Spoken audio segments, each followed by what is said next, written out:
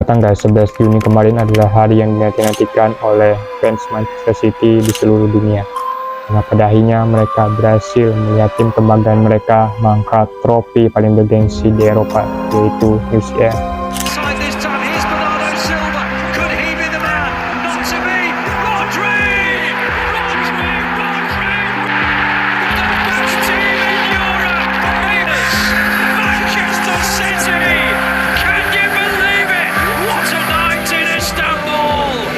Setelah mereka berhasil mengalahkan Inter di pertandingan babak final dengan skor tipis 1-0.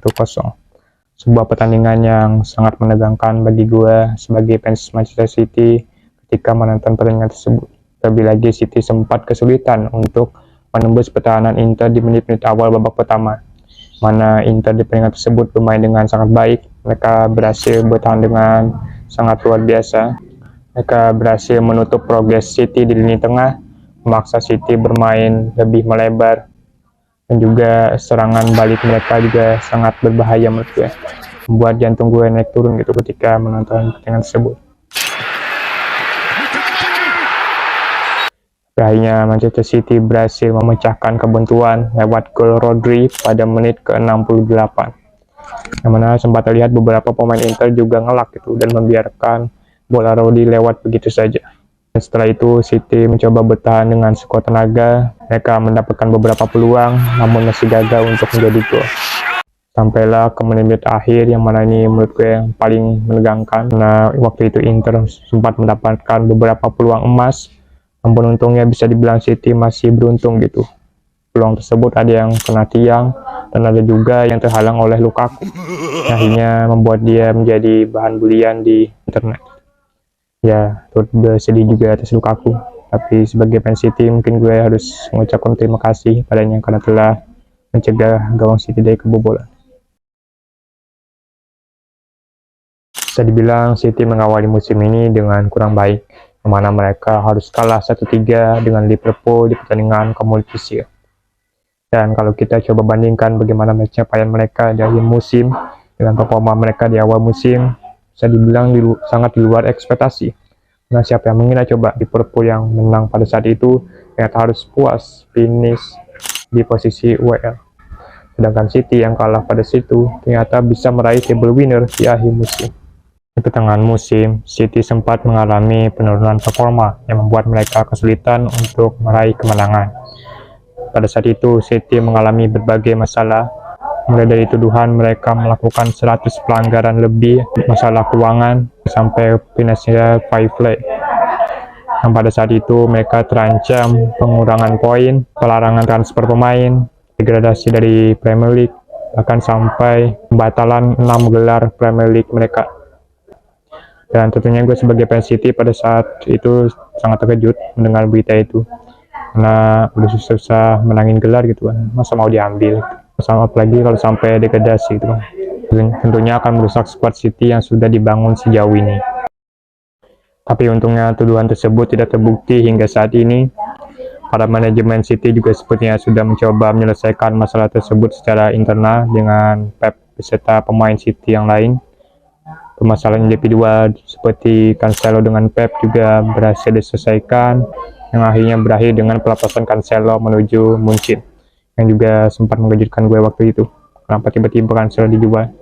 Ternyata dia memiliki masalah individu dengan Pep Guardiola pada saat itu. Dan akhirnya pemain City kembali berhasil menemukan kepercayaan diri mereka dan membuat performa mereka kembali impresif sampai akhirnya bisa meraih table winner di akhir. Selain karena pembelian pemain yang mereka lakukan dengan tepat, dengan mendatangkan Haaland dan Alvarez dengan harga yang terbilang sangat murah, salah satu faktor terbesar yang membuat kesuksesan City musim ini menurut gue adalah perubahan taktik yang dilakukan oleh Pep Guardiola kepada timnya. Mana dari dulu Pep Guardiola terkenal dengan formasi pakemnya 4-3-3 dengan mengandalkan 4 pemain bertahan di lini belakang dengan 2 center back yang bisa membantu progresi dari bawah dan 2 fullback yang bisa maju ketika menyerang dan mundur ketika bertahan. Di lini tengah biasanya diisi oleh 3 gelandang dengan 1 gelandang bertahan yang diapit dengan 2 pemain dengan 2 gelandang sentral ataupun playmaker. Di lini depan ada trio penyerang yang biasa berisikan 2 penyerang sayap dan 1 striker utama. Kemudian formasi tersebut dari 4-3-3 berubah menjadi 3-2-5-1. Mana Pep mencoba untuk memakai formasi dengan 3 back di lini belakang, kemudian double pivot yang ada di tengah, dan 5 pemain yang diisi oleh gelandang serta penyerang sayap yang berada di garis yang sama, dengan dipimpin oleh striker utama mereka Haaland di lini paling depan. Yang paling menarik lagi adalah Pep memasang John Stones yang seorang center back di posisi salah satu double pivot yang ada di tengah, yang membuatnya memiliki double peran atau hybrid role yang bisa membantu build up ke depan ketika menyerang, namun juga bisa balik ke belakang untuk membantu pertahanan City. Dan sepertinya John Stones juga sangat menikmati sekali posisi tersebut, mana dia bermain sangat bagus di sana. Dan bahkan di final kemarin, kalau nggak salah sempat terlihat juga John Stones sempat melakukan dribbling atau gocekan ketika mencoba masuk ke dalam pertahanan Inter Milan, mana membuktikan bahwa John Stones sepertinya memang sangat menyukai sekali posisi baru dan perannya tersebut. Dan tentunya masih banyak lagi faktor-faktor lainnya yang dukung kesuksesan City musim ini. Mulai dari kedalaman squad mereka yang sangat bagus, kemudian bagaimana mereka menjaga keharmonisan dalam squad mereka, bagaimana mereka menjaga kebugaran pemain mereka sampai akhir musim, mana pemain utama City bisa dibilang jarang sekali mendapatkan cedera musim ini dan bisa bermain hampir di setiap pertandingan penting itu di musim ini.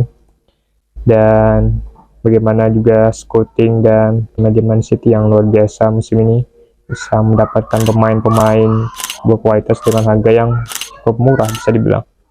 Bahkan pemain seperti Akanji yang awalnya aja gue mikir ngapain itu City beli pemain Akanji gitu, beli back lagi, udah masih banyak stok backnya, itu ternyata bisa bagus itu Akanji, bisa bermain dengan sangat bagus. Nah, kenapa gue sangat mengapresiasi sekali juga kepada manajemen City karena bisa mendatangkan seorang pemain yang bisa bilang sangat underrated sekali musim ini dan harga yang juga sangat murah itu.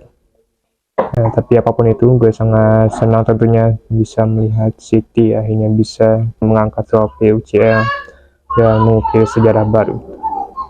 Jadi sekian video kali ini, terima kasih telah menonton dan sampai jumpa. This time there were heroes. We did what so many thought would be impossible. This time we have done the treble. This time Manchester City are champions of Europe.